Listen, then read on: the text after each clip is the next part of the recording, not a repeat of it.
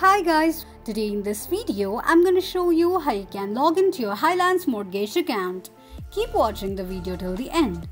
To log into your Highlands Mortgage account, firstly go ahead and launch open any web browser of your preference.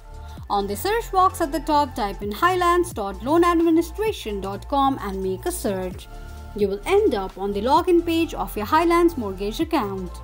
Enter your username and password associated with your Highlands Mortgage account and tap on Login. Click on an eye icon to check if you have entered your password correctly or not. Tick mark on the box that says Remember my username in case if you want your username to be remembered next time you log in.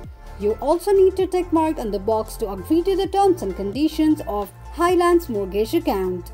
This is how you can log into your Highlands Mortgage account quickly and easily just in few steps.